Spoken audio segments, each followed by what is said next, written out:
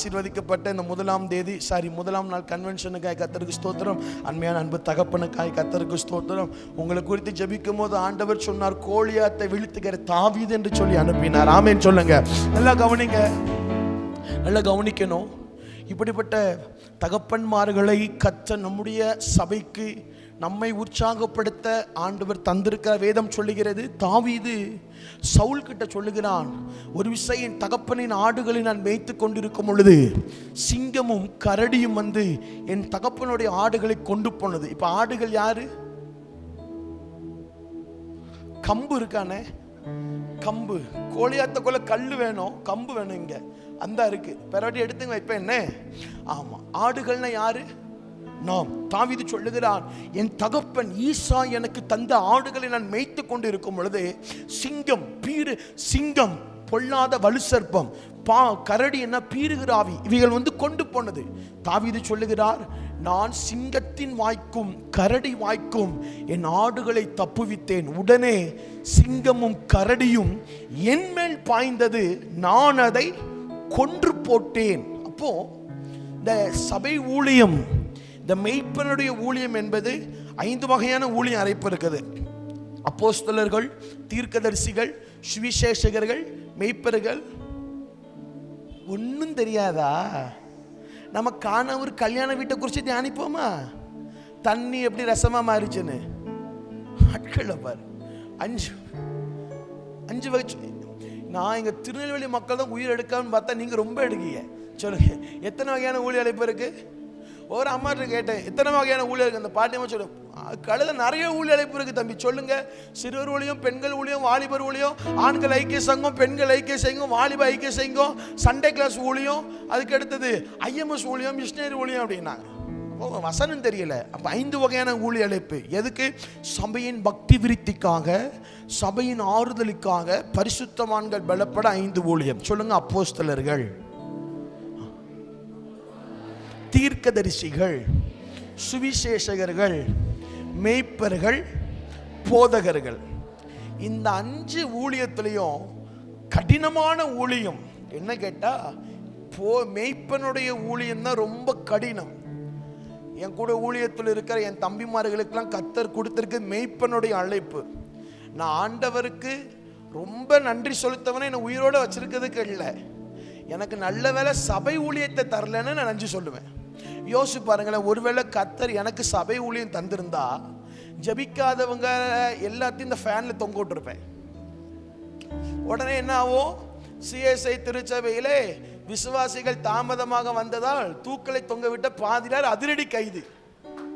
இப்போ இப்போ இப்போ இப்போ இப்போ இது பாருங்க, நீங்க என்ன லேட்டா வந்தாலும், நீங்க என்ன சேட்டை பண்ணாலும், ஐயா பாருங்க, நீங்க லேட்டா வந்தாலும் வார்த்தையை கேட்க வந்திருக்கிறீர்கள், கர்த்தர் உங்களை ஆசீர்வதிப்பாராக. அப்போ அந்த சபை ஊழியம்ங்கிறது, அதுவும் இந்த CSIல சபை ஊழியம் பண்றது ரொம்ப கஷ்டம். உங்க ஊர்ல எப்படின்னு தெரியல, எங்க ஊர்ல ஐயர்வாள் மக்கள் ஏதாவது திட்டாங்கன்னா ஐயர்வாள் மிரட்டுவாங்க. என்ன, பிஷப்புக்கு லெட்டர் எழுதி வேற சேகரத்துக்கு மாற்றி ஒண்ணுமோ மாதிரி என்ன அப்படின்னு கேட்பாங்க. உங்க ஊர்ல எப்படின்னு எனக்கு தெரியல. கர்த்தர் நல்லவர். மேடையிலே நம்மளை நடத்துகிறவர்கள் நம்மை விட வயதிலே மூச்சவர்களாக இருந்தாலும் சரி, இளையவர்களாக இருந்தாலும் சரி, அவர்கள் கர்த்தராலே நியமிக்கப்பட்டவர்கள். ஒரு ஆமேன் சொல்லுங்க. அல்லேலூயா. இன்னும் சபையுடைய ஆசீர்வாதம் என்ன தெரியுமா? தகப்பன்மார்களுக்கும் சத்தியத்திற்கும் கீழ்ப்பட்டு நடப்பதுதான் ஆசீர்வாதம். கர்த்தர் நல்லவர். இந்த ராத்திரி வேளையில கூட உங்களோடு இருப்பது ரொம்ப சந்தோஷம். சரி, வேகமாய் வசனத்துக்கு நேராய் திருப்பிக் கொள்ளலாம்.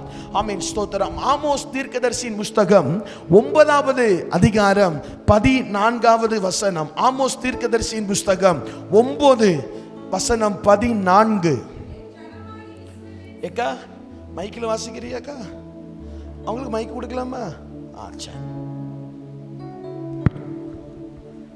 முக்காடு போடாதவங்களாம் முக்காடு போட்டுக்கோங்கன்னு பேக்ல ஒரு ஆசா பிளேட் வச்சிருக்கிறேன் முட்டடிக்க. சரி, ரொம்ப சந்தோஷம். வாசிக்கா. என் ஜனமாகிய இஸ்ரவேலின் சிறையிருப்பை திருப்புவேன். என் ஜனமாகிய இஸ்ரவேலின் சிறையிருப்பை திருப்புவேன். அவர்கள் பாழான நகரங்களை கட்டி நகரங்களை கட்டி அவைகளில் குடியிருந்து திராட்சை தோட்டங்களை நாட்டி அவைகளுடைய பலரசத்தை குடித்து தோட்டங்களை உண்டாக்கி அவைகளின் கனிகளை புசிப்பார்கள். என் ஜனமாகிய இஸ்ரவேலின் சிறையிருப்பை திருப்புவேன். பக்கத்துல கையை பிடிச்சு சொல்லுங்க, இன்னைக்கு இல்ல மாய்க்கா சண்டை தகராறா, கொரோனா வந்துடும் பயப்படுறீங்களோ, கை பிடிங்க. பிடிக்கலா கேமரால பார்த்து தூக்கி விடுவோம். அது சொல்லுங்க, இன்றைக்கு சொன்னவங்கள மட்டும் நீ ஆசீர்வதிச்சா போதும். இன்றைக்கு கர்த்தர் உங்கள் சிறையிருப்பை மாற்றுவார். கைத்தட்டி கர்த்தரை ஸ்தோத்திரம் பண்ணுங்க. ஹல்லேலூயா. நல்லா கவனிக்கணும். எனக்கு ஒரு பழக்கம் உண்டு, எந்த இடத்திலும் கொடுத்த செய்தியை கொடுக்க நான் ஆசைப்படவே மாட்டேன். இன்னைக்கு உங்களுக்காக நான் மதியம் ஜெபிக்கும் போது ஆண்டவர் சொன்னார், இந்த ராத்திரி என் ஜனங்களுடைய சிறையிருப்பை திருப்பவேன். ஆமென் சொல்லுங்க. ஒரு மனிதன் 3 இடத்திலே அவன் சிறை பிடிக்கப்படுகிறான். 3 இடம் தான் வாழ்கிற, ஒருவேளை பலத்தின் மிகுதினால் 40 வருஷமோ 50 வருஷமோ 60 வருஷமோ, என் நாளைக்கே நம்ம மரித்து போனாலும் சரி, பிறந்ததிலிருந்து அம்மாவுடைய வயிற்றிலிருந்து பொத்துன்னு கீழே விழுந்ததிலிருந்து அவன் சாகுற வரைக்கும் ஒரு 3 இடத்திலே அவன் சிறைப்பிடிக்கப்படுகிறான். 1 தேவனுடைய சிறையிருப்பு, 2வது சத்துருவின் சிறையிருப்பு, 3வது மனுஷீக சிறையிருப்பு. ஒரு மனிதன் தன் ஜீவியம் முடிகிற வரைக்கும் ஒரு சிறையிருப்பிற்கு கீழே அவன் இருந்துதான் ஆக வேண்டும். இதுதான் பூமிக்குள்ள நீதியுமா இருக்கிறது, கர்த்தருடைய நீதியுமா இருக்கிறது. ஒரு ஆவிக்குரிய கிறிஸ்தவன் எப்பொழுதுமே சர்வ வல்லவருடைய சிறையிருப்பிற்கு கீழாய் அவன் வந்துவிட வேண்டும். ஆனால் இந்த ராத்திரி நேரத்திலே நான் தியானிக்க போகிறது என்னவென்று கேட்டால், சத்துருவின் சிறையிருப்புகள். சொல்லுங்க, சத்தமா சொல்லுங்க. அருமையான அன்பு தாயாரே, அன்பு சகோதரர்களே, பரிசுத்த வேதாகமத்திலே 3 காலங்கள் இருக்கிறது. ஒன்று பழைய ஏற்பாட்டு காலம், 2வது புதிய ஏற்பாட்டு காலம், 3வது நீங்களும் நானும் வாழ்ந்து கொண்டிருக்கிற கடைசி காலம். பழைய ஏற்பாட்டு காலத்திலே ஆண்டவராகிய கர்த்தர் பிதாவாகிய தேவனாய் தன்னை வெளிப்படுத்தினார். புதிய ஏற்பாட்டு காலத்திலே ஆண்டவராகிய கர்த்தர் நசரேயனாகிய இயேசு கிறிஸ்துவாய் தன்னை வெளிப்படுத்தினார். நீங்களும் நானும் வாழ்ந்து கொண்டிருக்கிற இந்த கடைசி காலத்திலே அவர் உங்களுக்குள்ளும் எனக்குள்ளும் நமக்குள்ளும் வாசம் செய்கிற பரிசுத்த ஆவியானவராய் தன்னை வெளிப்படுத்தி இருக்கிறார். கைகளை தட்டி கர்த்தரை ஸ்தோத்திரம் பண்ணுங்க. ஹல்லேலூயா. ஒரு தேவ பிள்ளைக்கு எப்பொழுதும் திரித்துவத்திலே சந்தேகம் வந்து விடக்கூடாது. ஒரு தேவ பிள்ளை முதலாவது எங்கு வஞ்சிக்கப்பட ஆரம்பிக்கிறான் என்று சொன்னால், பிதா வேற, குமாரன் வேற, பரிசுத்த ஆவி வேறேன்னு என்னைக்கு நமக்குள்ள திரித்துவத்தை குறித்தான குழப்பங்கள் வருகிறதோ அன்றைக்கு ஒருவன் வஞ்சிக்கப்படுகிறான். திரித்துவத்தை குறித்து உங்களுக்கு ஈஸியான விளக்கம் சொல்லுகிறேன். ஒரு மனிதனுக்கு 3 தன்மைகள் உண்டு. சொல்லுங்க, ஒரு மனிதனுக்கு, சத்தமா சொல்லுங்க. அது என்னது? ஆவி, ஆத்துமா, சரீரம். அப்போ எனக்குள்ள என்ன இருக்குது? ஒரு திரித்துவம் இருக்கிறது. எனக்குள்ள என்ன இருக்கிறது? ஆவி இருக்குது. இருக்குதா? இல்ல பேயா வந்து உட்கார்ந்துருக்கீங்களா? மேக்கப்லாம் போட்டு பார்த்தா அப்படிதான் இருக்குது. ஆவி இருக்கா? இங்க பாருங்க, என் வாழ்க்கையில சீக்கிரம் பிரசங்கம் பண்ணி முடிக்கணும். இங்க தான் 8:50. நான் எப்போதுமே நீங்க அடுத்த 10 வருஷத்துக்கு மெசேஜ் கொடுக்க கூப்பிடக்கூடாது, என் பிரசங்கம் இருக்கும். ஆமென் சொல்லுங்க. சத்தியமா நான் சொல்றேன், இது வரைக்கும் சரி, எனக்கு ஆண்டவர் சொன்னார், மகனே நிறைய பேரை நம்பி ஏமாந்துட்டேன், நீயாவது எப்படி எனக்கு கண்ணீரை தொடப்பேன் ஆண்டவரே. அப்போ ஆண்டவர் சொன்னார், நீ மக்களுக்கு ஊழியம் செய்ய போகல, நீ யாருக்கு ஊழியம் செய்ய போற? உங்களுக்கு எங்க ஊர் மக்கள் ரொம்ப பரவாயில்ல. நீ மக்களுக்கு ஊழியம் செய்ய போகல, நீ யாருக்கு ஊழியக்காரன்? எனக்கு ஊழியக்காரன். அப்போ இந்த 3 நாள் யாருக்கு ஊழியம் செய்ய போற? அப்ப இந்த 3 நாள் ஆசீர்வாதத்தை எதிர்பார்க்கவே கூடாது. வெட்டு 1 துண்டு 2 தான் கர்த்தர் பேசுவார். ஏன்னா ஆசீர்வாதம், நீங்க நல்லா கவனிங்களே, இன்னைக்கு ஊழியக்காரங்க மக்களை கண்டிச்சு பேச பயப்படுறாங்க. ஏன் தெரியுமா? சொல்லட்டுமா? அடுத்த முறை சபையில வாய்ப்புகள் கிடைக்காது. 1. ரெண்டாவது, ஒவ்வொரு கண்டிச்சு கொள்றதுக்கும் 500 ரூபாய் காணிக்கையிலிருந்து உருவப்படும். 500 ரூபா மூப்பர் மாப்பிள்ள நம்மளே பேசிட்டோம், 2000 ரூபாய் உருவு, 5000 நம்ம பேசிடலாம். காணிக்கை உருவப்படும். மூணாவது, நம்மை குறித்து துர்ச்செய்தி பரப்பப்படும். இதை எந்த ஊழியக்காரன் விரும்புவாங்களா? இல்லை. ஆனால் இயேசு ஒரு ரகசியத்தை சொல்றார். நீங்க ஒரு ஊழியக்காரன் பண்ற பிரசங்கத்தை கர்த்தர் தான் பண்றா நீங்க கண்டுபிடிக்க ஒரு ரகசியத்தை சொல்லித்தார. வசனம் சொல்லுகிறது, பரிசுத்த ஆவியானவர் பாவத்தை குறித்தும், சொல்லுங்க, பாவத்தை குறித்தும், சத்தமா சொல்லுங்களேன், நீதியை குறித்தும், நியாய தீர்ப்பை குறித்தும் தாளாட்டி உணர்த்துவார். எப்படி? உங்க பைபிள் அப்படிதான் இருக்குதா? சரி, அப்ப ரைட்டு. எப்படி உணர்த்துவார்? கண்டித்து. சொல்லுங்க, சபைக்கு தேவை உபதேசம். சொல்லு தாயே, சபைக்கு தேவை உபதேசம், ஊருக்கு தேவை சுவிசேஷம். இப்ப கிராமத்துல போய் நின்னுட்டு மனம் திரும்ப செத்து போயிருவன், நரகத்தில் போயிருவன் சொல்ல முடியாது. கிராமத்தில் போய் என்ன சொல்லணும்? வருத்தப்பட்டு பாரம் சுமக்கிறவர்களே, நீங்கள் எல்லாரும் இயேசுவிடம் மாறுங்கள், இயேசு உங்களுக்கு இளைப்பாறுதல் தருவார், நிச்சயமாகவே உங்களுக்கு முடிவு உண்டு, உங்கள் நம்பிக்கை. இதை சபையில் வந்து பிரசங்கம் ஆர்டர் தட்டாடே, அது அது அவன் வந்து அவுட் ஆஃப் கண்ட்ரோல்ல இருக்கிறான். இது சபை, சபைக்கு தேவை உபதேசம். அக்கா அண்ணன் நல்லா கவனிக்கணும். ஒரு உண்மையான பிரசங்கியார் கர்த்தர் எடுத்து, இன்னைக்கு பிரசங்க குறிப்புகள் நீங்க நெட்ல அடிச்சீங்கன்னா லட்சக்கணக்கில் பிரசங்கம் வருது. அதை எடுத்து யாருனாலும் ஈஸியா பிரசங்கம் பண்ணலாம். ஏன் எங்க அக்கா மாதிரி எங்க அண்ணன் மாதிரி விட்டா கொளுத்து தள்ளுவியில பிரசங்கத்தை. எனக்கே ஆச்சரியமா இருக்கும், ஏன்னா நீங்க அப்படி பண்ண திறமை உள்ளவர்கள். சரியா? பிரசங்கம் பண்றது விஷயம் இல்லை. ஒரு பிரசங்கத்துல கர்த்தர் அந்த தெய்வ மனுஷனுக்கு வார்த்தைகளை கொடுத்து அனுப்பியிருந்தால் அதில் பாவத்தை குறித்து பேசுவார், நீதியை குறித்து பேசுவார், நியாயத்திற்பை குறித்து பேசுவார். அது எப்படி பேசுவார்? கண்டித்து பேசுவார். ஏன்னு கேட்ட, நீங்கள் அவருடைய பிள்ளைகள். பிள்ளைகள் இருந்து விசுவாசிகளை மாறிட்டீங்க. இப்ப விசுவாசிலிருந்து எங்க மாறணும்? சொல்லுங்க, சீஷனாக மாறணும். சபை நாசமா போனதுக்கு காரணம் என்ன தெரியுமா? நான் 30 வருஷம் விசுவாசி.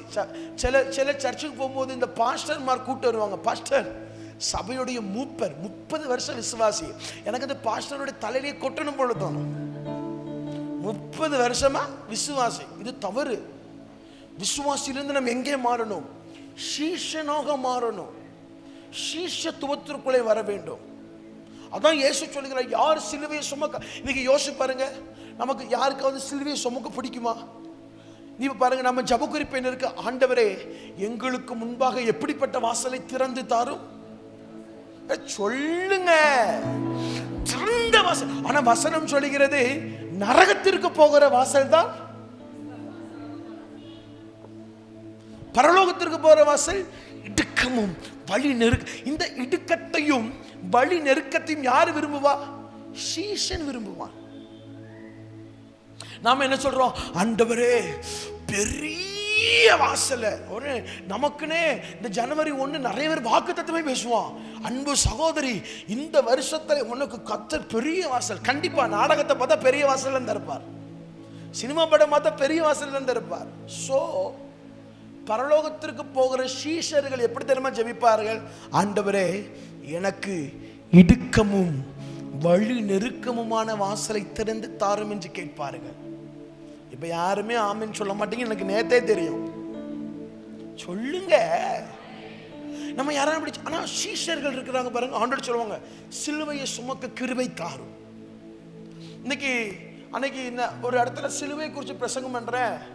ஒரு அக்கா எழுந்துச்சு, பிரதர், யாரா சிலுவை சுமக்கிறான்னு யாருமே கை தூக்கல. அந்த அக்கா டொப்புக்குன்னு இருந்துச்சு, பிறகு நான் சுமக்கிறேன் பிரதர் அப்படின்னு. எங்கம்மா சுமக்கிறீங்க? இந்த தாலி செயின்ல, இந்த தாலி செயின்ல. அதான் சொன்னேன், இதுக்குதான் ஐக்கியம் அப்படின்னு சொன்னேன். தாலி செயினை குறித்து எதுவும் பேச முடியுமா? வீட்டுக்கார அறுவாள் இடத்துல வந்து போட்டுருவான். உன் தாலி செயின் அத்து போவதான்னு சொல்ல முடியுமா? அப்படியாம்மா, ரொம்ப சந்தோஷம். அந்த அக்காக்கு எல்லாரும் கை தரணும். அந்த அக்கா வைக்கப்பட்டு உட்கார்ந்துட்டு. இது சிலுவை அல்ல. உபத்திரவம், வியாதிகள், கண்ணீர், வெட்கம், அவமானம், தூஷணம், நிந்தனைகள், இழப்புகள், அதான் இயேசு சொல்லுகிறார், இந்த உலகத்திலே உனக்கு. ஆனா இன்னைக்கு பிரசங்கியார் இந்த ராத்திரி உபத்திரவத்திலிருந்து கர்த்தர் உன்னை தூக்கு. இயேசு தான் சொன்னார் உபத்திரவம் உண்டுன்னு. ஆனா பிரசங்கியார் என்ன சொல்றா? பா, நம்ம ரொம்ப கவனமா இருக்கணும். எல்லா ஊழியக்காரன் நம்பி தலையை கொடுத்துட கூடாது. கர்த்தர் பேசினா நம்ம இருதயத்துல டச் ஆகிக்கிட்டே இருக்கும். ஆண்டவர் பேசிட்டா இந்த அட்மாஸ்பியரே மாறி நமக்குள்ள ஒரு கிரியைகள் நடந்து கொண்டே இருக்கும். Operation theatre. பிரசங்கம் என்பது ஒரு ஆபரேஷன் தியேட்டர். இங்கு வெட்ட வேண்டியதை கர்த்தர் வெட்டுவார், அறுக்க வேண்டியதை அறுப்பார், நறுக்க வேண்டியதை நறுக்குவார். ஒரு தேவ எல்லைக்குள்ள நாம் வந்து நிற்கிறோம். அப்போ நீங்க நல்லா கவனிக்கணும். இந்த 9 மணி வரைக்கும் உங்க பக்கத்துல யார் இருக்கிறங்கிறத நீங்க மறந்து போயிடணும். ஏன்னு கேட்டா, கர்த்தருக்கு 3 திரித்துவங்கள், பிதா, குமாரன், பரிசுத்த ஆவி. மனுஷனுக்கு 3 திரித்துவம். என்னது? ஆவி, ஆத்துமா, சரீரம். பிசாசுக்கு 3 திரித்துவம் உண்டு. என்ன தெரியுமா?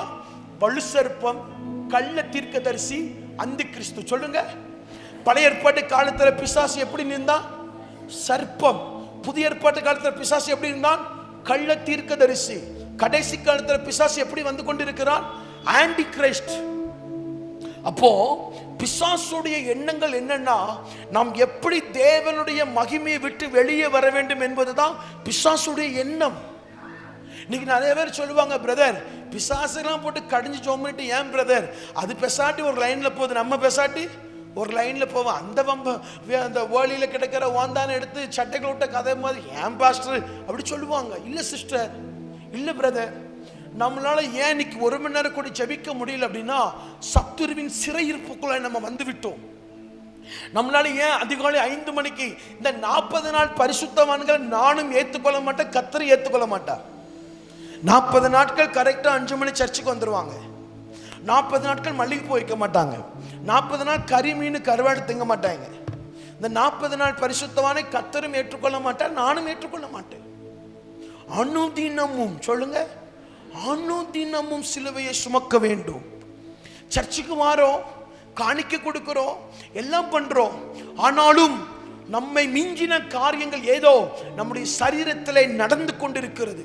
இந்த ராத்திரி நேரத்திலே கர்த்தருடைய ஊழியக்காரனாய் சொல்லுகிறேன், இன்றைக்கு கர்த்தர் சத்துரு நம்மளை பிடித்திருக்கிற எல்லா இடத்திலும் இந்த விடுதலை தந்து நம்மளை அனுப்புவாராக.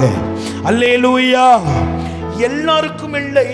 வேதம் சொல்லுகிறது, அவன் அவனுடைய செய்கைக்கு தக்க. ஃபர்ஸ்ட் நாள் கன்வென்ஷன் போனோடனே 100 மடங்கு ஆசீர்வாதம் அல்ல. கன்வென்ஷன் எத்தனை மணிக்கு ஆரம்பிச்சது?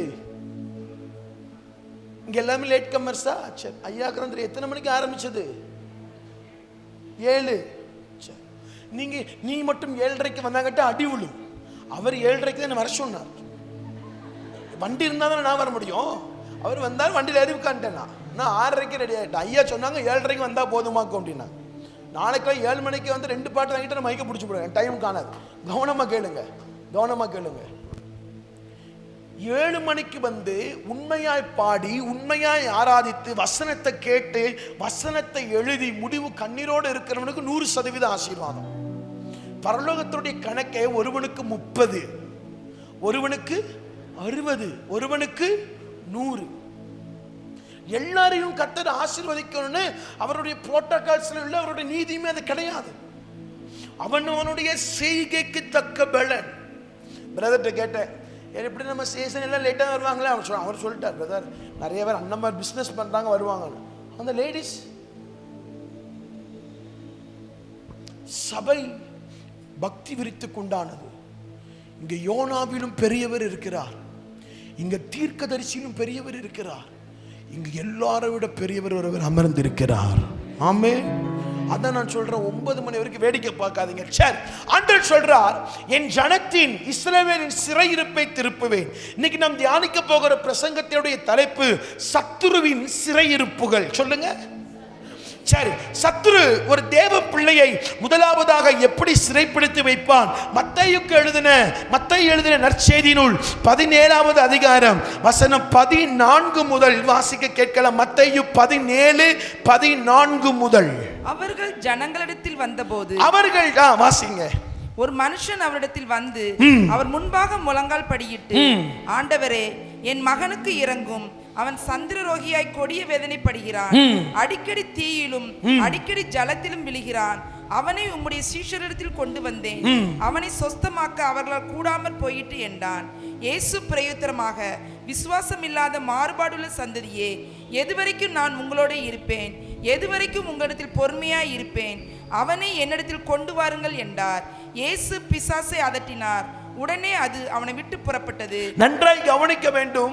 இங்க இயேசுவிடத்திலே ஒரு மகனை பெற்ற தகப்பனார் வந்து சொல்லுகிறார், ஆண்டவரே எப்படி இருக்கீங்க? ஆண்டவரே நல்லா இருக்கீங்களா? ஆண்டவரே, என் பிள்ளை, என் பையன் பிறந்த நாள் முதல் இருந்து இந்த நாள் வரைக்கும் என்ன வியாதி? அந்த சந்திரோகி வியாதினாலே பாதிக்கப்பட்டு இருக்கிறான். திடீர்னு பிசாசு அவன் எங்க தள்ளுது? நெருப்புல தள்ளுது. திடீர்னு தீயில தள்ளி போடுது. உங்களை தான் பார்க்க முடியும், எனக்கு ரொம்ப பிஸியா இருக்கிறீங்க. உங்க சீஷர்கிட்ட கொண்டு வந்தா உங்க சீஷர்களால கூட முடியல ஆண்டவரே அப்படிங்கிறார். உடனே இயேசு வந்து கேட்கிறார். மார்க் 9:21 அந்த வசனம் இருக்குது. இயேசு உடனே மார்க் 9:21 கேட்கிறார். அவன் தகப்பனை நோக்கி, இது உண்டாகி இவனுக்கு எவ்வளவு காலமாயிற்று, எத்தனை வருஷமா இவனுக்கு இந்த வியாதி இருக்குன்னு கேட்கும் போது அவன் தகப்பன் சொல்லுகிறான், ஆண்டவரே, என் பிள்ளைக்கு இது சிறு வயது முதற்கொண்டே இருக்குது, சின்ன வயசுல இருந்தே, பிள்ளைக்கு விவரம் தெரிஞ்சதுல இருந்தே இவனுக்கு இருக்கிறது அப்படின்னு காமிக்கிறார். உடனே வேதம் சொல்லுகிறது, மத்தேயு 17:18, இயேசு பிசாசை அதட்டினார், அது அவனை விட்டு புறப்பட்டது. அந்நேரமே அந்த இளைஞன் சொஸ்தமானான். அப்போ முதலாவது சத்துருவின் சிறையிருப்பு போட்டு எழுதி கொள்ளுங்கள், பலவீனம் என்னும் சிறையிருப்பு. சொல்லுங்கள், சத்தமாக சொல்லுங்கள், பலவீனம் என்னும் சிறையிருப்பு. எனக்கு அருமையான தேவ பிள்ளைகளே, சோமனூர் எழுப்புதல் மக்களே, உங்களுக்கு ஒன்று தெரியுமா? ஒரு மனிதனுடைய வாழ்க்கையிலே பலவீனங்கள் எப்படியெல்லாம் வரும் என்று தெரியுமா? முதலாவது சொல்லுங்கள், கர்த்தரால் வரும் பலவீனங்கள். சொல்லுங்க, சத்தமா சொல்லுங்கள், கர்த்தரால் வரும் பலவீனங்கள். நமக்கு நற்கருணை கொடுக்கப்படும் பொழுது இயேசு சொல்லுகிறார், அபாத்திரமா இந்த பாத்திரத்தில் நீங்க என்ன பண்ணக்கூடாது? பங்கு பெறக்கூடாது. நம்ம எல்லாருக்கும் தெரியும், டிபிஎம் திருச்சபை, தி பெந்தேகோஸ்தல் மிஷன் சர்ச், ஒயிட் அண்ட் ஒயிட்ல தான் இருப்பாங்க. ஒரு திருவிருந்து எடுக்க 3 மாதங்கள் அவர்கள் தன்னை சுத்திகரித்துக் கொள்வார்கள். எத்தனை மாதங்கள்? சத்தமா சொல்லுங்க, இன்னும் கதவை பூட்டி முழு இரவு ஜெபத்தை நடத்திடுவேன். 3 மாதங்கள். யோசிச்சு பாருங்க, யோசிச்சு பாருங்க. பவுல் சொல்லுகிறார், அபாத்திரமாய் இந்த பாத்திரத்தை பங்கு பெறாதீர்கள். அபாத்திரமாய் பெற்று அநேகர் வியாதிப்பட்டார்கள், அநேகர் மரித்து போனார்கள், அநேகர் காணாமல் போனார்கள் என்று சொல்லப்படுகிறது. உங்கள் சரீரத்திற்குள்ள இருக்கிற பலவீனம் பிசாசு கொண்டு வந்த பலவீனமா, அல்லது கர்த்தர் கொண்டு வந்த பலவீனமா, அல்லது உன் வாயால வந்த பலவீனமா கண்டுபிடிக்கணும். ஒரு திருச்சபையோட சொல்லிட்டாங்க, நீங்க திருச்சபையில பரிசுத்த நற்கருணை ஆராதனை 1 மணி நேரம் ஜோம் பண்ணிட்டு தான் வந்து அப்பத்தை வாயில வாங்குறோமா? அதுல திராட்சை ரசத்தை குடிச்சிட்டு இன்னைக்கு திராட்சை ரசம் கொஞ்சம் இனிப்பு கம்மியா இருக்குல்ல அப்படின்ட்டு போறோம்.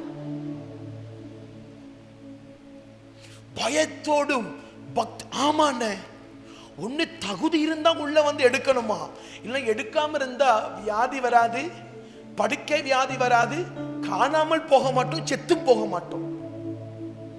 திருவிருந்தை குறித்து கிறிஸ்தவர்களுக்கு பயம் இல்லாமல் போனது.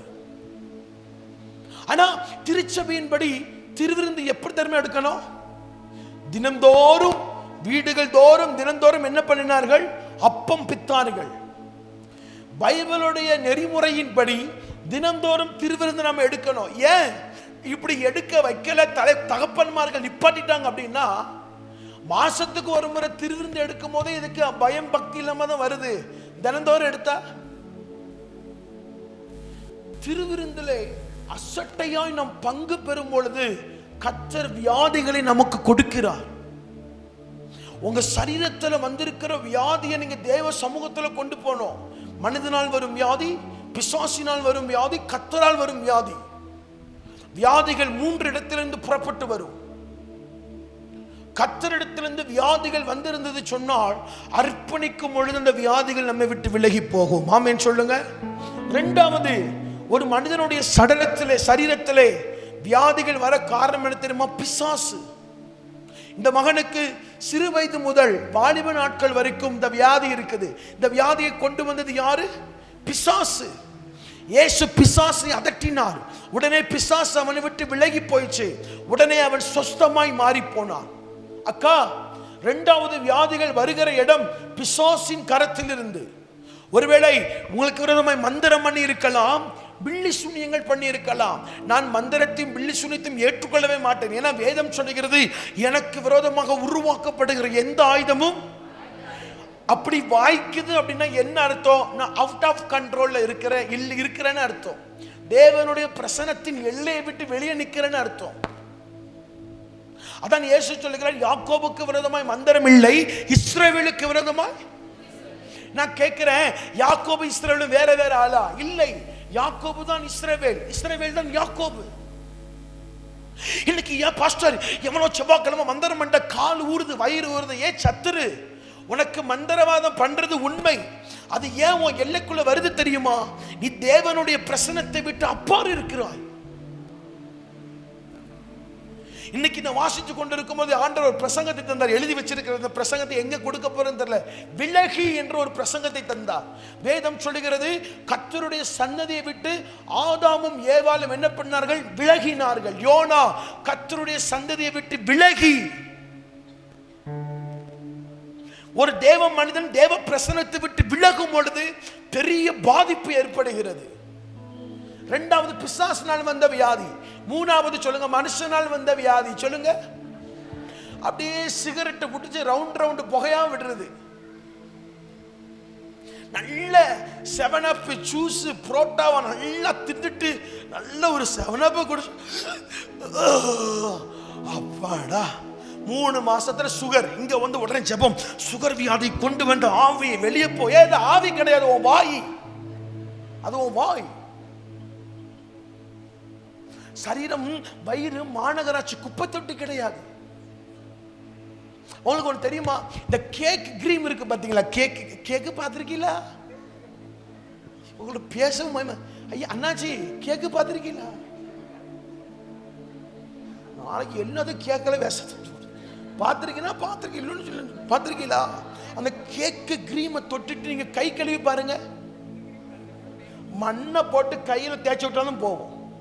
இந்த கேக்கு கிரீமை வயிற்றுக்குள்ள திங்கோமே, கையில சோப்பு போட்டு அந்த கிரீம் போக மாட்டேங்குது. டிஷ்யூ வச்சு தொடச்சி வாங்கி என்னடாம மேஜிக் பண்ணாதான் போகுது.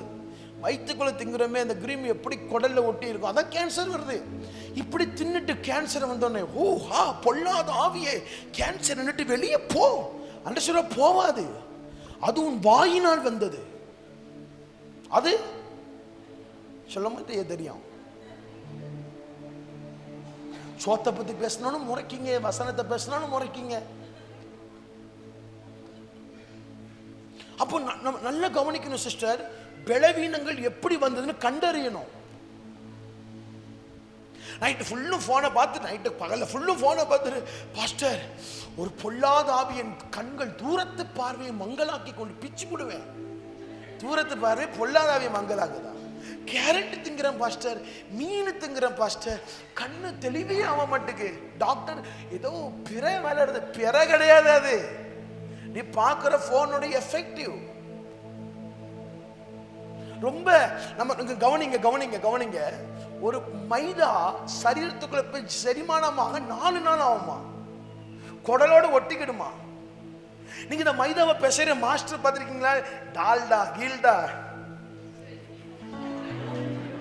நம்ம என்ன பார்க்கவா செய்யறோம்? சொல்லுங்க, பார்க்கவா செய்யறோம். அவன் பிசையிறது கடைசி ஒரு முடிவுக்கு வந்துடும். டால்டாவை நிறைய ஊற்றி ஒரு பூசணம் போட்டு தள்ளி வச்சிருவான். அந்த இது நமக்கு நூல் புரோட்டாம்பா, காயின் புரோட்டாம்பா, பொரிச்ச புரோட்டாம்பா, இதெல்லாம் தின்னுபட்டு அடுத்த நாள் பாத்ரூம்ல போய் உட்காந்துட்டு வராது. உடனே இங்க ஜப குறிப்பு, பாஸ்டர் 3 நாள் ஆச்சு வராது. அது எப்படி வரும்?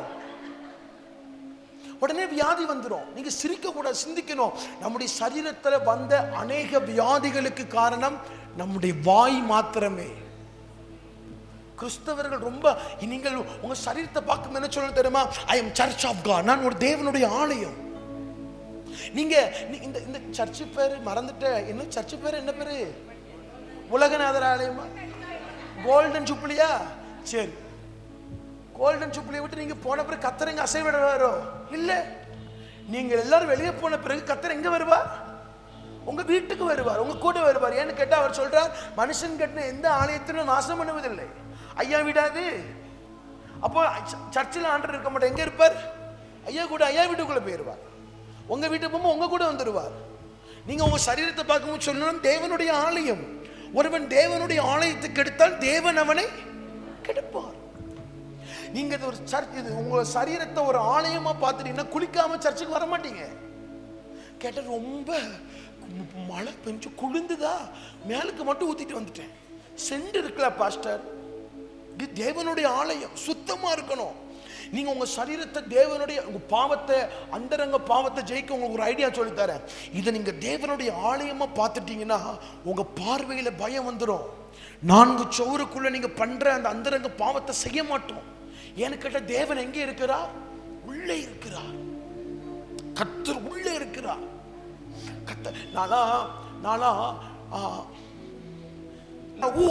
ஊழியத்துக்கு வந்துட்டேனே, 7 வருஷம் ஊழியம் பண்ணிட்டு எனக்கு சரியாக்குன்னு சொல்ல முடியாது. வேதம் சொல்லுகிறது, நீதிமானுக்கு பூமியிலே சரி கட்டப்படும். நீங்க கர்த்தரோட கண்ட்ரோல்ல இருந்தீங்கன்னா, நீங்க நேத்து செஞ்ச பாவத்துக்கு கர்த்தர் இன்னைக்கே உங்களுக்கு என்ன கொடுப்பார்? தண்டனை கொடுப்பார். நீங்க பரலோக வாசினா ஈஸியா அந்த அறிகுறியை வச்சுக்கொள்ளுங்கள். நீங்கள் கர்த்தருடைய கரத்தில் இருக்கிற ஒரு தேவ புத்திரன், தேவ மகளா இருந்தால், நேத்து செய்த பாவத்திற்கு கர்த்தர் இன்னைக்கு உங்களுக்கு என்ன பண்ணுவார்? பேசுங்கடா, தண்டனை கொடுப்பார். நீங்க அவுட் ஆஃப் கண்ட்ரோல் ஸ்டேஷன்ல இருக்கீங்கன்னா, இங்க கர்த்தருக்கு உங்களுக்கு தொடர்பே இல்லை. நீங்க எவ்வளவு பாவம் செஞ்சாலும் ஆசீர்வாதமா இருக்கீங்கன்னா புரிஞ்சுக்கொள்ளுங்கள், உங்களுக்கு பூமியிலே சரி கட்டப்படாது, ஒளிவு மலையிலே சரி கட்டப்பட்டு நரகத்திற்குள்ளே தள்ளப்படுவீர்கள்.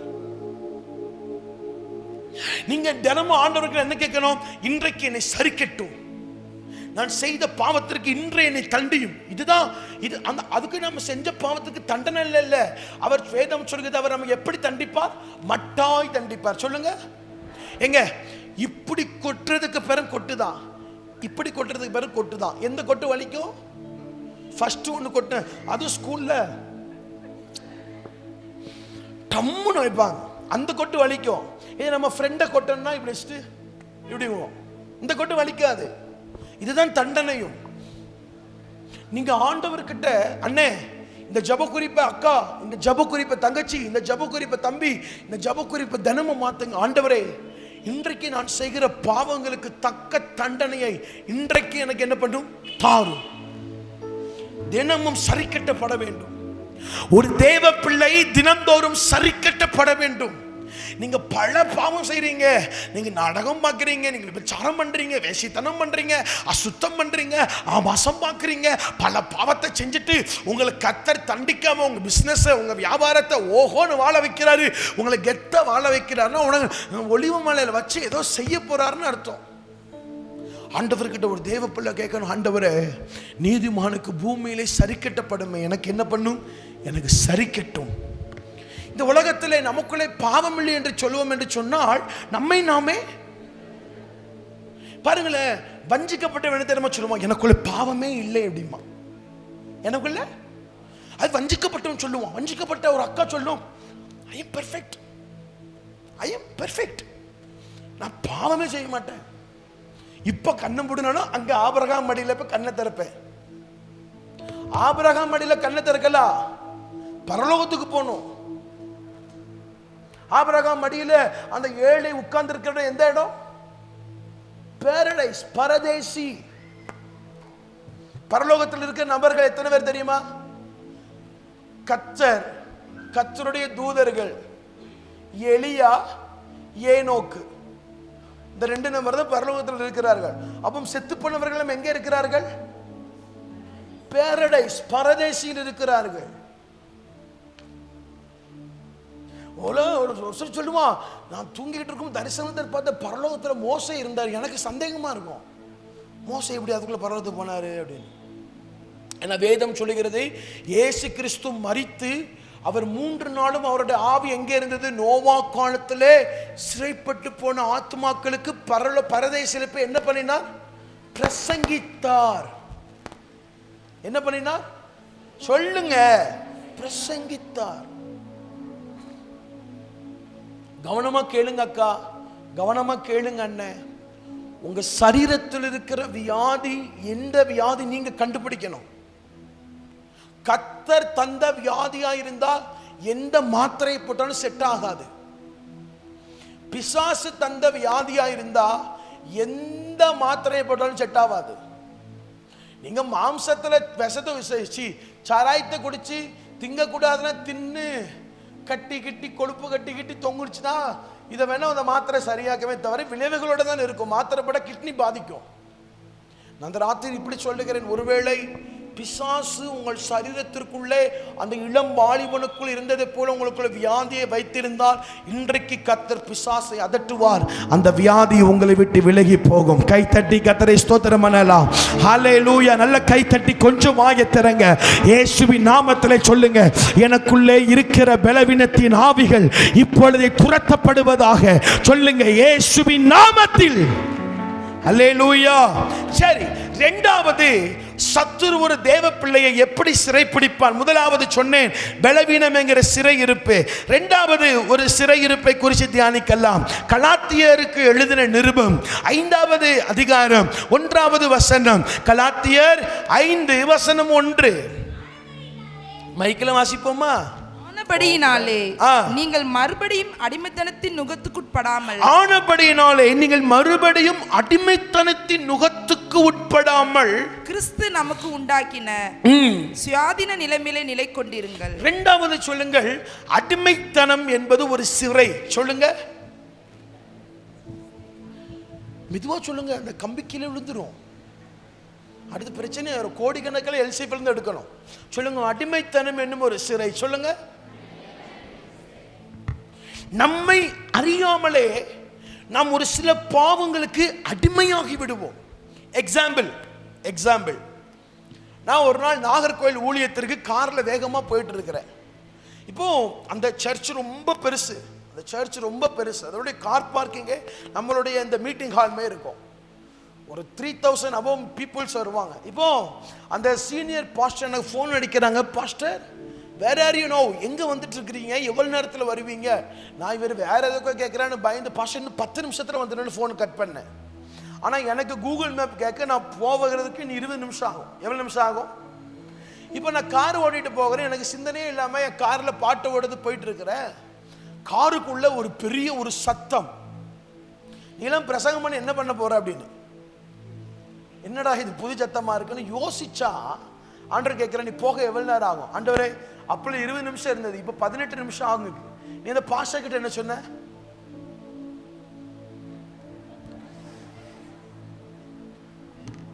வேக்கு சொல்லுங்க, பாஸ்டர் கிட்ட என்ன சொன்ன?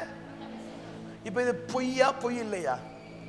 அப்போ இது பொய்யினே தெரியாம நம்ம இந்த பாவத்திற்கு என்ன பண்ணிட்டோம்? அடிமைப்பட்டுட்டோம். நல்ல கவனிங்க, நம்ம பக்கத்து வீட்டு அக்கா கூட கல்யாண வீட்டுக்கு ரெடி ஆகும், மாமா பிரதர் ரெடி ஆகும். அவன் ஃபோன் அடிப்பான், மச்சான் எங்க இருக்கீங்க? அண்ணா எங்க இருக்கீங்க? இந்த 5 நிமிஷத்துல வந்துடுவானாக்கும். அப்பதான் நம்ம வேட்டையை கட்டிட்டு இருப்போம். அது பொய்னே. இப்போ பாருங்க, வீட்டில் நீங்க பிள்ளைகளை வளர்த்தீங்கன்னா தெரியும். ஒன்று காலேஜுக்கு குளிச்சுட்டு இருக்கோம், இன்னொன்று ஸ்கூலுக்கு போறது போய் கதை தட்டும், வாடி வெளியே வாடி வெளியே வாடின்னு இதை சொல்லுவோம். 5 நிமிஷத்துல வந்துடுமா, 15 நிமிஷத்துல வெளியே வரும். அப்ப அந்த 5 நிமிஷம் 10 நிமிஷம் 2 நிமிஷம், டீச்சர் பாத்ரூம் வருது, டீச்சர் விட மாட்டேன், டீச்சர் 2 நிமிஷத்துல போயிட்டு டீச்சர் வெளியே வரும், 10 நிமிஷத்துல வருவான். அப்போ நம்மை அறியாமலே நாம் ஒரு சில பாவங்களுக்கு என்ன பண்ணுகிறோம்? அடிமைப்படுகிறோம். பரலோகத்துல பெரிய பாவம் செஞ்சவனுக்கு தான் நரகம், சின்ன பாவம் செஞ்சவன் சும்மா வெதுன்னு இருக்கிற வெண்ணில போய் நிப்பான்னு சொல்லப்படல. பெரிய பாவம் செய்தவனுக்கும் அக்கினி கடல் தான், சின்ன பாவம் செய்தவனுக்கும் அக்கினி கடல் தான். சிஸ்டர், அண்ணே, பாவத்தை மறைக்கலாம், ஆனால் பாவத்தின் விளைவுகளை மறைக்க முடியாது. சொல்லுங்க, பாவத்தின் விளைவுகளை.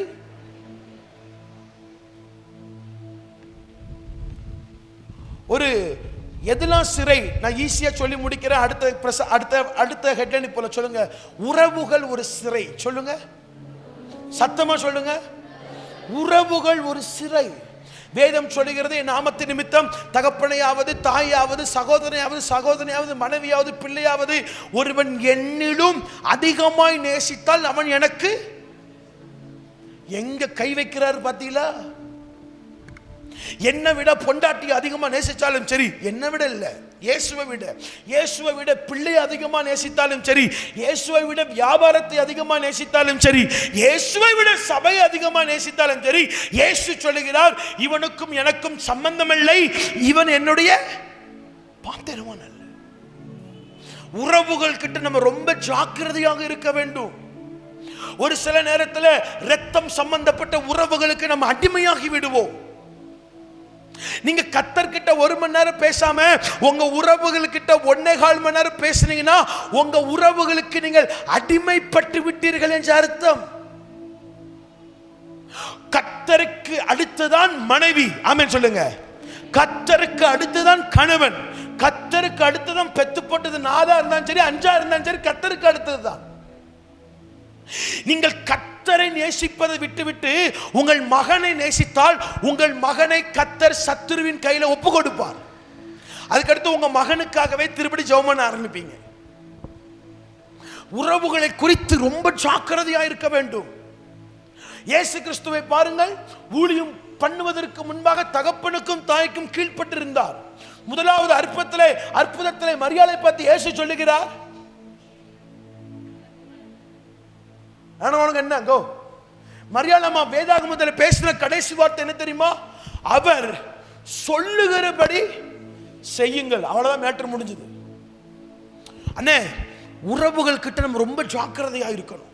அது உங்கள் ரத்தம் சம்பந்தப்பட்ட உறவா இருந்தாலும் சரி, உங்கள் கணவன் சம்பந்தப்பட்ட உறவுகளா இருந்தாலும் சரி, ரொம்ப ஜாக்கிரதையா இருக்க வேண்டும். இன்னைக்கு நம்மளே அறியாமலே அதுல போய் அடிக்ட் ஆயிருந்தோம். ஒரு டாக்டர் சென்னையில இருக்கிற நல்ல 2 பேருமே கவர்மெண்ட் வேலை டாக்டர், இப்படி ஒரு கன்வென்ஷன்ல போயிருக்கிற, அவங்க ஏஜ் சர்ச் சென்னை. அப்போ அந்த அண்ணன் மேலேயும் ஒரு வெளிச்சத்தை ஆண்டு அடிக்கிறார், இந்த அக்கா மேலே ஒரு வெளிச்சம். இவங்க 2 பேரையும் முன்னாடி கூப்பிட்டு, எனக்கு பயம், இவர் வேற ஆள் புருஷனா இருந்து அந்த அக்கா வேற ஆள் பொண்டாட்டி இருந்து 2 பேரும் முன்னாடி கூட பிரச்சனை ஆயிரும்ல.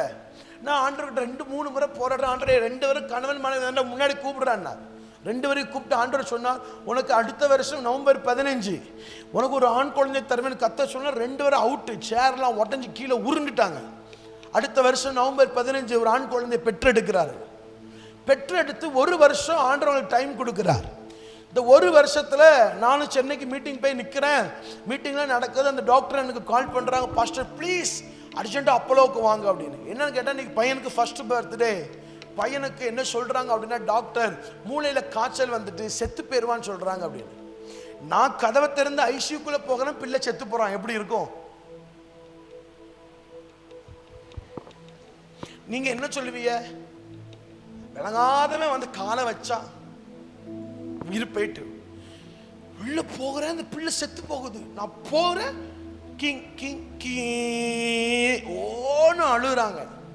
உடனே அதுக்கு பிறகு கொஞ்சம் சம்பவங்கள் நடந்தது. அவங்க கதவை பூட்டுனாங்க. அப்போ நான் ஜெபம் பண்ணும்போது ஆண்டவர் சொன்னேன், இங்கே பாருப்பா, நான் பிள்ளையை கொடுக்கறதுக்கு முன்னாடி 4 வருஷம் உங்களுக்கு பிள்ளை இல்லை. 4 வருஷமும் இவங்க அப்படி சுவிசேஷ ஊழியத்தை செஞ்சாங்க. குடும்பமாக கையை பிடிச்சி ஜெபம் பண்ணாங்க. சரி, ரொம்ப கஷ்டப்படுறாங்களே, பிள்ளைகளுக்கு பிள்ளையை கொடுத்தா இவங்க 1 வருஷம் ஆச்சு இவங்க ஊழியம் செஞ்சு. ஜூம் மீட்டிங்கை நடத்தி 1 வருஷம் ஆகுது. சுவிசேஷ ஊழியத்தை செஞ்சு 1 வருஷம் ஆகுது. எனக்கு அவர்கள் பிள்ளையை விட எனக்கு இவர்கள் தான் முக்கியம். அதனால தான் எடுத்துக்கிட்டேன். இந்த வார்த்தையை நான் அவங்களுக்கு ப்ராஃபஸியா தீர்க்க தரிசனமா சொன்ன உடனே அவர்கள் நெஞ்சில் அடிச்சு அழுது உருண்டார்கள். அன்று சொன்னார், 2 பேரை கைப்பிடிச்சு முழங்கால் பிடிச்சு தொடு அப்படின்னா தொட்ட. மீண்டும் அந்த ஜெப ஆவி இறங்கினது. பூட்டப்பட்ட கதவுக்குள்ளே அந்த மகனுக்கு மீண்டும் உயிரை கர்த்தர் கொடுத்தார். கை தட்டக்கூடாது, தட்டா ஃபேன் கீழே விழுந்துடும். நிப்பாட்டிட்டீங்களா? சரி, பிரைஸ் எல்லாம். கவனமா கேளுங்கள். ஆண்டவருக்கு உங்கள் உறவுகள் முக்கியமில்லை, ஆண்டவருக்கு நீங்கள் தான் முக்கியம். ஆண்டவருக்கு உங்கள் ஊழியங்கள் முக்கியமில்லை, ஆண்டவருக்கு நீங்கள் தான் முக்கியம். ஆண்டவருக்கு உங்கள் காணிக்கை முக்கியமில்லை, ஆண்டவருக்கு நீங்கள் தான் முக்கியம். உங்களை திருப்படியும் கொண்டு வர அவர் எந்த ஸ்தானத்துக்குனாலும் போவார். ரோட்ல பிச்சை எடுக்க கூட உங்களை வைப்பார். இளையகுமாரனுக்கு நடந்தது. தேசத்தில் வருகிற எல்லா பஞ்சங்களும் தீர்க்கதரிசியினால் முன்னறிவிக்கப்பட்டது. ஆனால் இளையகுமாரனுடைய வாழ்க்கையில ஒரு பஞ்சம் வருகிறதுங்கிற எந்த தீர்க்கதரிசியும் முன்னறிவிக்கவில்லை. ஒரு சில பஞ்சத்தையாவது கொடுத்து கர்த்தர் திரும்பி சமூகத்துக்கு திரும்பி வர வைப்பார். சொல்லுங்க, உறவுகள் ஒரு சிறை. சொல்லுங்க, சத்தமா சொல்லுங்க. இரண்டாவது பாருங்களேன், ஊழியர்கள் ஒரு சிறைச்சாலை. யாரு? ஊழியர்கள். நம்ம ஜெபம் பண்ணவே மாட்டோம், ஒண்ணுமே பண்ண மாட்டோம். ஆனா வாரத்தில் அந்த நாள் வந்துட்டு அந்த ஊழியக்காரருடைய செய்தியை கேட்டுக்கிட்டே இருப்போம். வயிறு வலினாலும் நம்ம கர்த்தர்கிட்ட ஜெபிக்கிறத நேரம் அந்த ஊழியத்துக்கு ஃபோன் அடிச்சிருவோம். ஐயா, ஒரே வயிறு வலிக்கு ஜோமனி விடுறீங்களா? அவங்க பாவம் 24 மணி நேரம் ஜெபம். அவன் ஜோம்னா தானே அவனுக்கும் சம்பளம் உண்டு. ஆண்டவரே, இந்த அக்காவுக்கா ஜெபிக்கிறேன். ஊழியர்கள் ஒரு சிறை. நீங்க கர்த்தரை விட எந்த ஊழியக்காரனையும் அதிகமா நேசிக்க கூடாது. ஆமென் சொல்லுங்க. ஃபர்ஸ்ட் ஆஃப் கர்த்தர் தான் உங்களுக்கு. கர்த்தர் தான். பெதஸ்தா குலத்தில் 38 வருஷம் வியாதிப்பட்டவன் இருக்கிறான். இப்போ இயேசு கிறிஸ்து தூதனை அனுப்புற இயேசு கிறிஸ்துவே வந்து கேட்கிறார், உனக்கு என்ன வேணும் கேட்டா இவன் என்ன சொல்றா? என்ன போய் அங்க போய் விடுங்க அப்படிங்கிறான். அப்ப இவனுக்கு என்னாச்சுன்னா, பெதஸ்தா குலம் இவனுக்கு எப்படி ஆயிட்டு? ஒரு சிறைச்சாலையாய் மாறிட்டு. டேய், இவன் சொல்றான், தூதன் அங்கதான் வருவான், அங்க போய் விடுங்க. இப்ப இயேசு மைண்ட் வாய்ஸ் என்ன இருக்கும்? டேய், தூதனை அனுப்புனதே நான் தானடா, அற்புதம் செய்யறதே நான் தானடா அப்படின்னு இருக்கும். இயேசு கிறிஸ்து கேட்கிறார், 38 வருஷமா கஷ்டப்பட உனக்கு என்ன வேணும்? ஏன்னா அங்க போய் விடுங்க. அப்ப என்ன அர்த்தம் அப்படின்னா, நமக்கு அற்புதம் செய்ய இயேசு காத்திருக்கிறார். நம்முடைய சூழ்நிலைகளை மாற்ற இயேசு காத்திருக்கிறார். ஆனா நாம எதை வச்சிருக்கிறோம்? பெதஸ்தாவை வச்சிருக்கிறோம். அங்க போனாதான் அற்புதம், அங்க போனாதான் ஜெபம் கேட்கப்படும், அங்க போனாதான் வாழ்க்கை மாறும். நோ நோ, அங்கே உலாவுகிறவர் தான் உங்கள் பக்கத்திலும் உலாவிக் கொண்டிருக்கிறார். அல்லேலூயா. அங்கே இருக்கிற ஆண்டவர் தான் இங்கேயும் இருக்கிறார். இரண்டாவது, ஊழியர்கள் ஒரு சிறை. சரி, மூணாவது சொல்லுங்க, பெட்ஸ் ஒரு சிறை.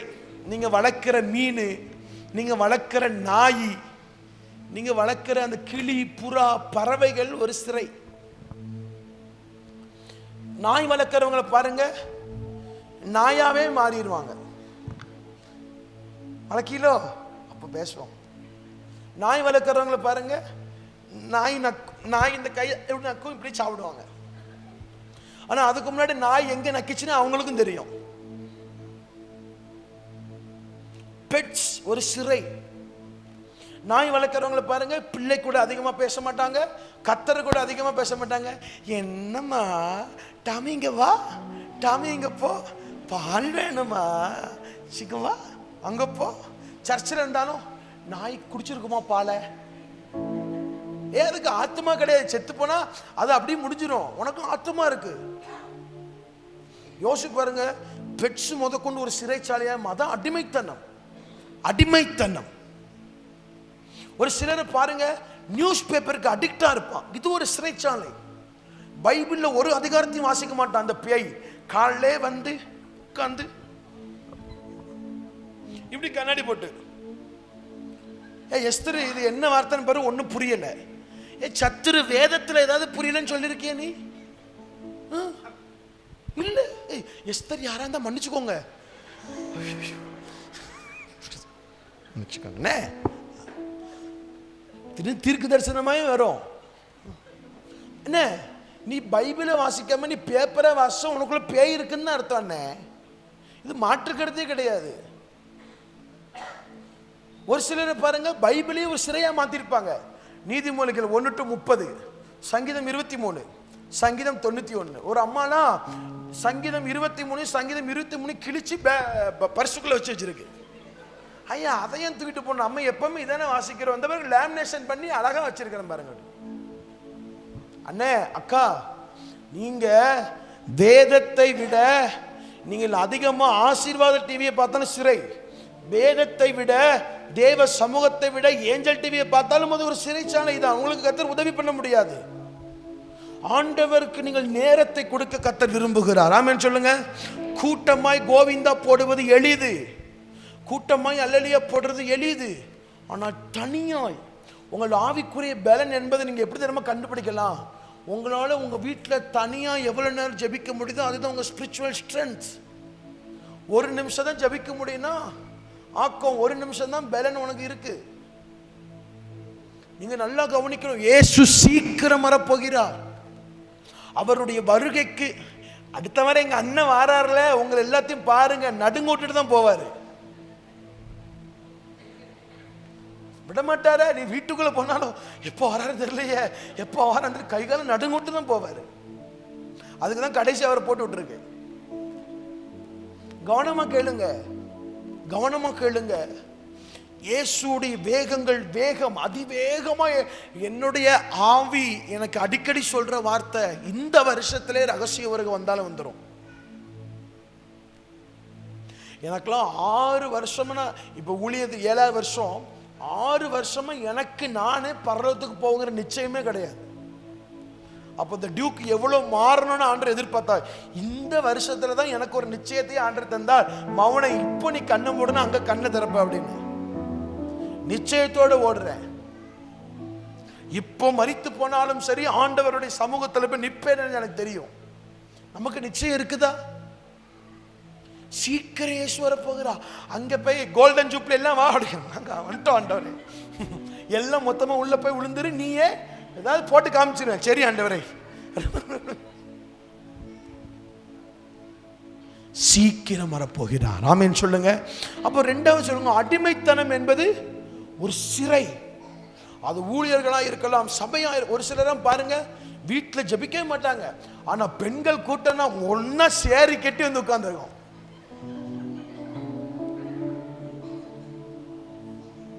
அது பட்டுச்சாலை தான் கட்டி உட்கார்ந்துருக்கும். ப்ளூ கலரு, மஞ்சள் கலரு, சிவப்பு கலரு, ரோஸ் கலரு, கத்திரிப்பு கலரு, என்னென்ன கலர். ஆனா ஒண்ணுக்கு ஒண்ணு பேசிக்கிட்டாரு. Team members. சீக்கிரம் இயேசு வர போகிறார். வீட்டுல ஜெபிக்கவே மாட்டாங்க அந்த அக்கா. ஆனா அந்த தாய்மார் கூட்டத்துக்கு வந்து அந்த அக்காவுக்கு ஆவியானவர் எங்க இருந்து தான் அபிஷேகத்தை ஊத்துவாருன்னு தெரியாது. வீட்டில் அந்த அண்ணன் ஜெபிக்கவே மாட்டான். ஆனா அந்த அண்ணன் சர்ச்சில் வந்து பாரு, மெம்பரா இப்படி நடக்கிறதும் இப்படி பார்க்கறதும் எப்படா அப்படியே இருக்கும். நல்லா புரிஞ்சுக்கொள்ளுங்க. முதலாவது இயேசு, 2வது குடும்பம், 3வது சபை. சபையை நடத்த தெரியாதவன் எப்படி, சரி குடும்பத்தை நடத்த தெரியாத எப்படி சபையை? ஃபர்ஸ்ட் இயேசு, 2வது குடும்பம், 3வது ஊழியம். ஃபர்ஸ்ட் உங்க குடும்பத்தில் நீங்க சாட்சியா இருக்கணும் அக்கா. ஒரு குடும்பம் கெட்டு போவதற்கு காரணம் ஆண் அல்ல, ஒரு பெண். இதனால் வேதம் சொல்லுகிறது, புத்தி உள்ளவள் தன் வீட்டை கெட்டுகிறாள், புத்தி இல்லாதவளோ தன் கையினாலே அதை. உங்களுக்கு ஒன்று தெரியுமா? குடும்பத்தை கட்டுகிற பொறுப்பை கர்த்தர் பெண்கள் கருத்தில் தான் கொடுத்திருக்கிறார். ஆமென் சொல்லுங்க. நீங்கள் சரியாக ஜெபிக்க ஆரம்பித்து விட்டால் ரட்சிக்கப்படாத உங்க பையன் மனம் திரும்புவதை பார்ப்பீர்கள். எங்க வீட்டில் நாளைக்கு ஊழியம் செய்ய காரணம் 2 பேர். இன்னும் ஏசப்பா, அது வேற கேட்டகரி. குடும்பத்தில் உலகத்தில் ஒன்று எங்க அம்மா, 2வது எங்க பாட்டிம்மா. கஞ்சா அடிச்சுட்டு வந்து படுத்திருப்பேன். எங்க அம்மா என் மேலே விழுந்து அழுவாங்க. நைட்டியை கிழிச்சு தள்ளி விடுவேன். மண்ணெண்ணையை தூக்கி எங்க அம்மா மேல ஊத்துவேன். தூக்கு கயிறு போட்டு எங்க அம்மா கழுத்தை உள்ள தள்ளுவேன். மூளை சாதிக்காததை முழங்க எங்க அம்மா சொன்னாங்க, நீ என்ன அடிக்கிற, இனி உன்னை முட்டெலும்புல வைக்கிற. அப்படின்னு என்ன அர்த்தம்? இவள் நேரம் என் மாம்சத்துல உங்ககிட்ட போறான், இனி உன்னை எங்க போராட போறேன்? முட்டுல போராடுறேன் பாடுற அப்படின்னாங்க. 3 மாசத்துல தட்டி தூக்கிட்டாங்க. அக்கா, உங்க கண்ணீருக்கு வேல்யூ அதிகம். உங்களுக்கு ஒன்று தெரியுமா? கர்த்தர் படைத்த உயிரினங்கள்ல, ஆத்மாவுள்ள உயிரினங்கள், ஆண்கள் பெண்கள்ல அதிகம் கண்கள் வடிகிறது யாருக்கு தெரியுமா? பெண்களுக்கு. ஆனா ஆண்கள் சொல்லுவாங்க, இந்த வடிச்சிட்டா இல்ல, இந்த நடிச்சிட்டா இல்ல. உங்களுக்கு நல்லா கவனிங்க. மனிதர்களுக்கு முன்பாக உங்க கண்ணீரை சிந்தினா அது வேல்யூ இல்லை. வேதம் சொல்லுகிறது, அந்த மகள் கணவனை இழந்தவள், தன் மகனும் செத்து போயிட்டான். அந்த ஸ்திரீ கண்ணீரோடு வந்தாள். அந்த ஸ்திரீ இயேசுவை கண்டுகிடவே இல்லை. கண்ணீரோடு வந்த ஸ்திரீயை பத்தி இயேசு சொல்லுகிறார், ஸ்திரீ அவள் மேல மனதை, ஸ்திரீயே அழாதே என்று சொல்லி இந்த மகனை, வாலிபனை எழுப்பி விட்டார். அவர் நம்முடைய வாழ்க்கையில கண்ணீரை துருத்தியில வைக்கிறார். ஆமென் சொல்லுங்க. அக்கா, உங்க கண்ணீர் ரொம்ப வேல்யூ. உங்க பையன் முன்னாடி வீணா கண்ணீரை வடிக்காதீங்க. உங்க கணவனுக்கு முன்னாடி கண்ணீரை வடிக்காதீங்க. ஒரு சொட்டு கண்ணீர் ஒரு சொட்டு ரத்தத்துக்கு சமமா. ஒரு ஊழியக்காரர் தன்னுடைய பிரசங்கத்தில் இப்படியாக சொன்னார், ஒரு சொட்டு கண்ணீர் 100 சொட்டு ரத்தத்துக்கு சமம் என்று சொல்லி பிரசங்கம் பண்ணினார். அக்கா, அம்மா, உங்க கண்ணீர் ரொம்ப வேல்யூ. மனுஷனுக்கு முன்னாடி வடிச்சிடக்கூடாது, கர்த்தர்கிட்ட வடிக்கணும். ஏன்னா உங்க கண்ணீர் துருத்தியில சேர்த்து வைக்கிறார். நம்முடைய கண்ணீர் தான் அண்ணன், கடன் பட்டுட்டோம், அவமானப்பட்டுட்டோம், யாருக்கிட்ட எப்படின்னு அழக்கூடாது. என் வாழ்க்கையில என்னைக்கோ ஒரு நாள் பிரசங்கத்தில் ஆண்டவர் அழுகிறது, பிரசங்கத்தில் அழுகிறது வேற. நான் இன்னும் என் ஜபத்துல கண்ணீரோடு தான் ஆண்டவருடைய சமூகத்தில் இருப்பேன். என்னை நம்புங்க ஆண்டவரே, என்னை ஏற்றுக்கொள்ளுங்க ஆண்டவரே, என்னை விசாரிங்க ஆண்டவரே. அழுதுகிட்டே இருப்பேன். அழுகைக்கு பலன் உண்டு, அழுகைக்கு பலன் உண்டு. உங்க கணவருக்கு முன்னாடி நீங்க எத்தனை நாள் அழுது தோத்து போயிட்டீங்க, அதே கண்ணீரை கொஞ்சம் முழங்கால் போட்டு சர்ச்சுக்குள்ள போய் அழுங்க, வீட்டுக்குள்ள போய் அழுது பாருங்க, கண்ணீரை துருத்தியில சேர்ப்பார். நீங்க கண்ணீர் வடிச்சிட்டீங்கன்னா உங்களை தாண்டி இயேசுவால போக முடியாது. நீங்க கண்ணீர் வடிச்சிட்டீங்கன்னா உங்களை தாண்டி பரலோகத்தால செயல்பட முடியாது. அவர் கண்ணீரை காண்கிறார். ஆகார் வனாந்தரத்தில் அழுதா, ஆண்டவர்கிட்ட ஜெபிச்சாளா? ஆனா ஆண்டவர் ஆகார் கிட்ட என்ன பேசினார்? நாளைக்கு வாசித்து வந்து சொல்லுங்க. என்ன இப்படியே பார்க்க கூடாது. ஆகார் கண்ணீர் வெடிச்சால், ஆனால் மகன் இஸ்மவேலுடைய சந்ததியை கர்த்தர் என்ன பண்ணினார்? பிறகு உங்க கண்ணீரே ஒரு ஜெபம் தான். உங்களால தனி ஜெபத்தில் போய் ஜெபிக்க முடியலன்னு பரவாயில்ல, தனியா போய் உட்கார்ந்து இயேசுவேன்னு சொல்லி ஒரு சொட்டு கண்ணீர் வடிங்க, ஆண்டவர் வந்து நின்று பதில் தருவார். ஒரு மனிதனுக்கு இருதயம் உடைக்கப்படாமல் அவன் கண்களிலிருந்து கண்ணீர் வடியாது. அக்கா, அண்ணே, உங்க கண்ணீருக்கு வேல்யூ அதிகம். ஏசாயா தீர்க்கதரிசி வந்து சொல்லுகிறான், நீ கேன்சர்ல செத்து போயிருவ. எசேக்கியேல் என்ன பண்றான்? திரும்பி அழுகிறான், வீட்டை தாண்டான். ஏசாயா கிட்ட கத்த சொல்ற, போ, இன்னும் 15 வருஷத்தை கூட்டி கொடுக்கிற. கண்ணீர் கர்த்தருடைய தீர்க்க தரிசனத்தையும் மாற்ற வல்லமை உள்ளது. கர்த்தருடைய வார்த்தையவே மாற்ற வல்லமை உள்ளது. நான் இன்னைக்கு சொல்றேன், தீர்க்கமாய் சொல்றேன், இனி உங்க கண்ணீர் உங்க பிள்ளைகளுக்கு முன்பாக சிந்தப்படக்கூடாது. உங்கள் தகப்பனுக்கு முன்பாக, தாய்க்கு முன்பாக, மனைவிக்கு முன்பாக, கணவனுக்கு முன்பாக சிந்தப்படக்கூடாது. கண்ணீரை வடிச்சா ஒரே இடம் தேவ சமூகம். ஏன்னு கேட்டா, இந்த கண்ணீர் அவர் எதுல எடுக்கிறார்? துருத்தியில் எடுக்கிறார். அல்லேலூயா சொல்லுங்க. ஒரே ஒரு காரியத்தை சொல்லிட்டு பிரசங்கத்தை முடிக்கிறேன். கர்த்தர் நல்லவர். நிறைய பாயிண்ட் எடுத்துட்டு வந்த. சரி, நாளைக்கு நம்ம தியானிக்க கிருபை தியானிக்கலாம். மூன்றாவது எது சிறையிருப்பு? திருப்பிக் கொள்ளலாம். நியாயாதிபதிகள் 13:5 வாசிக்கலாம். நியாயாதிபதிகள் 13:5.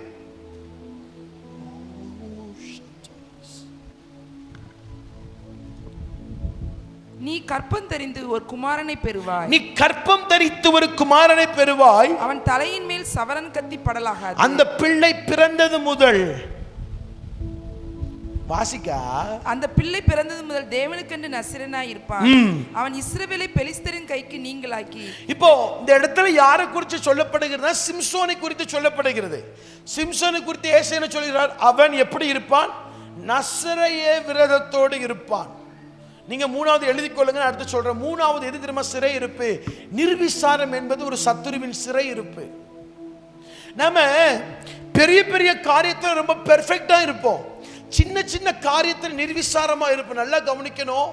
ஒரு நிர்விசாரம் ஒரு மனிதனை எப்படி கொன்று போட்டது என்பதை உங்களுக்கு காண்பித்து கொடுக்க போகிறேன். நசரேய விரதத்துடைய அம்சம் என்ன? திருப்பிக் கொள்ளுங்கள். என்னாகமத்தின் புஸ்தகம் 6வது அதிகாரம் 3வது வசனத்தை ஒருத்தர் வாசிங்கள். என்னாகமம் 6:3.